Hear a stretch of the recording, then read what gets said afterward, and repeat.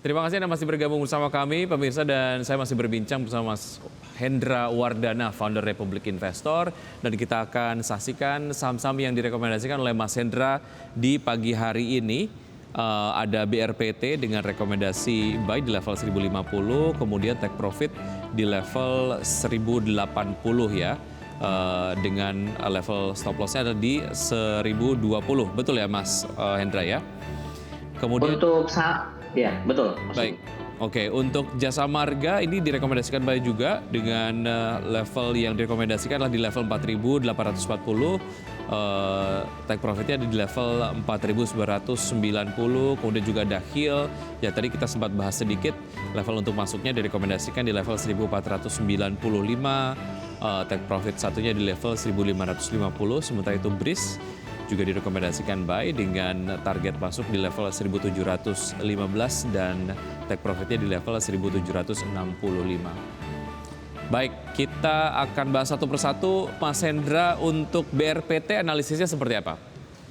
Oke, kalau misalnya kita lihat untuk BRPT sendiri ini terkait dengan sentimennya dulu ya. Kalau misalnya terkait dengan sentimennya ini disebabkan oleh pengendalinya Pak Prabowo Pangestu itu kembali melebarkan sayapnya masuk ke jajaran di direksi emiten Petrosi. Nah, ini membuat katalis positif untuk saham-saham seperti BRPT, cuan gitu loh. Makanya dan saya merekomendasikan salah satunya BRPT. Nah, kalau berdasarkan dari candlestick-nya sendiri, ini berpotensi untuk menguji resisten dinamiknya di moving average 50. Terus saham ini juga sebenarnya sedang diakumulasi dan MACD juga kecenderungan golden cross.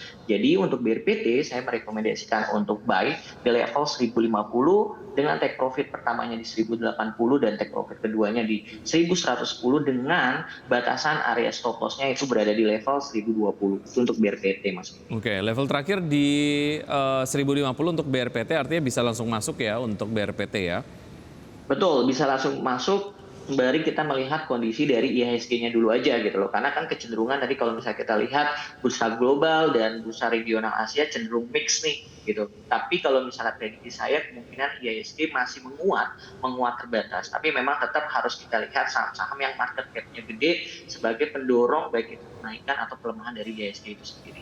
Baik, Anda untuk saham-saham pilihan kali ini Anda menginformasikan terkait dengan take profit 1 dan juga take profit 2 untuk BRPT sendiri.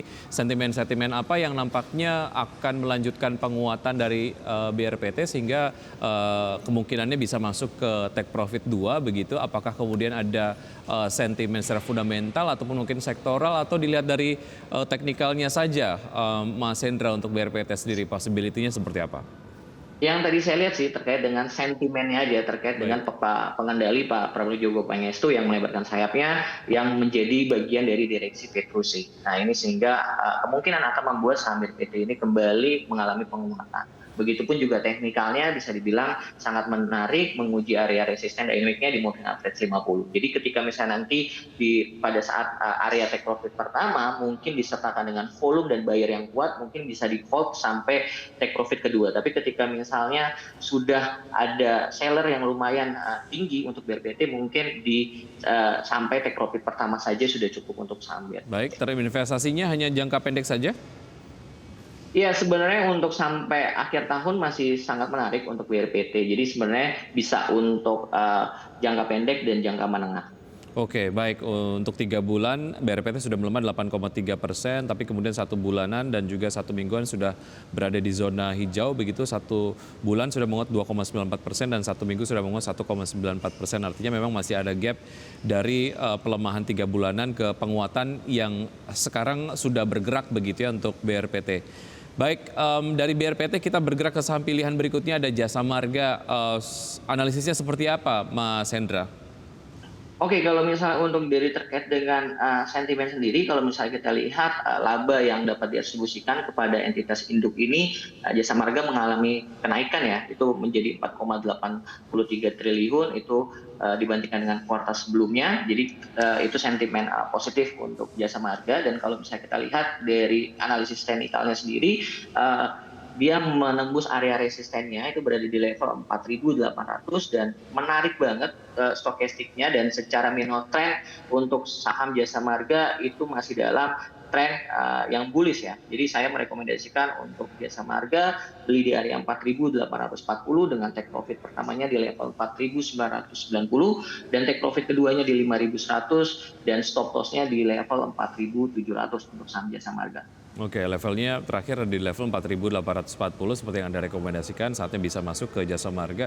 Apakah juga analisisnya sama seperti BRPT, menengah ke panjang juga oke untuk Jasa Marga? Mengingat JSMR sendiri ini secara kenaikan laba di kuartal 3 tahun 2023 ini naik 497% begitu ya per September 2023, laba bersih yang dapat diatribusikan kepada pemilik entitas induk JSMR sebanyak 5,97 triliun rupiah.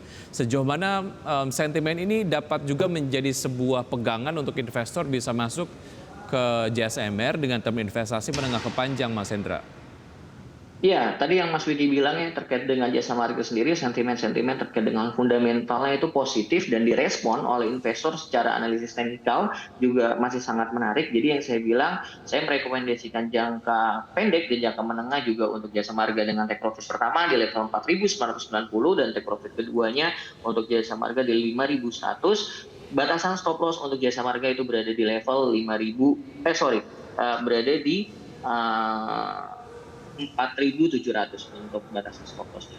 Baik, sentimen libur Nataru sendiri untuk JSMR menurut Anda seperti apa? Jadi isu menarik juga nggak atau bahasan menarik juga nggak? Betul sekali Mas Wiki, menjelang akhir tahun ini kecenderungan orang pasti akan berlibur ya, akan berlibur. Nah ini itu membuat traffic tol di Jasa Marga juga kecenderungan menjelang akhir tahun itu padat dan ini sehingga membuat sentimen positif terhadap pendapatan Jasa Marga dan ketika bisa pendapatannya naik otomatis harga sahamnya pun juga pasti akan direspon positif oleh investor Indonesia. Oke. Baik, dari Jasa Marga kita ke media, masuk kami Medikaloka, Hermina TBK dan Kursam Hill. Tadi Anda sempat sampaikan di segmen berikutnya, kita bahas lagi begitu ya untuk Hill sendiri, seperti apa analisisnya? Iya, untuk analisisnya kalau misalnya Hill dibandingkan dengan sektor farmasi atau kesehatan yang lain yang volatilitasnya sangat tinggi, Hill ini bisa dibilang yang sangat volatilitasnya tidak terlalu agresif. Jadi kalau misalnya untuk buat invest untuk jangka pendek atau jangka menengah ini masih sangat menarik. Yang tadi saya juga bahas, Hill ini salah satu rumah sakit swasta terbesar kedua di Indonesia dan pasti ketika misalnya ada isu terkait dengan COVID-19 atau pneumonia, mungkin saham ini akan sangat diuntungkan gitu secara fundamental. Tapi kalau misalnya dari indikator atau analisis teknikalnya sendiri, saham Hill sendiri sebenarnya dalam posisi yang sekarang bullish divergence secara stokastik dan dia rebound di area 1440 sampai 1475. Jadi saran saya untuk saham Hill sendiri bisa buy di area 1495 dengan take profit pertama di 1550 dengan take profit keduanya di 1575 dengan batasan stop loss-nya ada di level 1455. Nah ini saham-saham tadi udah naik semua nih Mas. Ya, oke. BRPT-nya udah naik, Jasa Marganya sudah naik. Nah, Hill-nya yang masih belum naik. Iya, betul. Terakhir di level 1495 gitu ya, di level yang Anda rekomendasikan. Dari Hill kita menuju ke saham pilihan terakhir yang Anda rekomendasikan, ada BRIS. Seperti apa analisisnya Mas Hendra? Oke, kalau BRIS sendiri memang terkait dengan sentimen dari fundamental ini, fundamental perusahaannya sendiri memang belum ada katalis ya. Tapi memang kalau misalnya kita lihat BRIS ini mengekor saham-saham bank yang lain juga, bank-bank digital yang lain juga yang mengalami rebound di area terendahnya. Jadi kalau misalnya kita lihat BRIS juga sudah mulai, kalau berdasarkan dari indikator analisis teknikalnya juga sudah mulai masuk ke fase yang uptrend berdasarkan dengan indikator parabolic chart. Dan kalau misalnya tren masih bullish secara minor trend, jadi kalau misalnya saya lihat ini BRIS juga mulai terkonfirmasi uptrend nih karena dia sudah bergerak di harga moving average-nya 200. Jadi saya merekomendasikan BRIS itu bisa buy di 17.15 dengan take profit pertama di level 17.65 dengan take profit keduanya di level 1.800 dengan batasan stop loss-nya berada di level 1.665 untuk saham BRIS. Baik, itu tadi dia saham-saham yang direkomendasikan pagi hari ini dari Mas Hendra, ada BRPT, JSMR, Hill dan juga BRIS. Kita akan jeda sejenak Mas Hendra dan juga pemirsa tetap bersama kami akan segera kembali. Terima kasih Anda masih bergabung bersama kami. Pemirsa, saya masih berbincang bersama Mas Hendra Wardana, founder Republik Investor. Kita akan ke update dari pembukaan IHSG di pagi hari ini dari data RTI, IHSG bergerak sejauh ini menguat gitu ya di level 7.101,183 tapi kemudian terus bergerak. Kalau kita lihat sentimen-sentimen apa saja yang nampaknya akan mempengaruhi pergerakan dari IHSG, Mas Hendra, di pergerakan hari ini? Oke, kalau misalnya kita lihat pergerakan IHSG memang masih minim sentimen ya. Kenapa saya bilang masih minim sentimen untuk saat ini? Karena terbukti saham-saham cenderung masih mix bergeraknya gitu. IHSG juga masih kecenderungan masih terbatas, baik itu menguat ataupun pelemahan gitu. Karena memang kalau misalnya kita lihat dari IHSG-nya sendiri, memang dari minggu kemarin itu sudah mengalami penguatan yang lumayan ya. Dan target saya di akhir tahun ini sebenarnya udah tercapai nih di level 7.100 gitu. Jadi kalau misalnya dibilang IHSG seperti apa gambarannya, ya gambarannya IHSG sekarang kecenderungan untuk menguat terbatas dengan area resistennya itu berada di level 7.140 dengan support IHSG itu berada di level 7.040 itu untuk IHSG.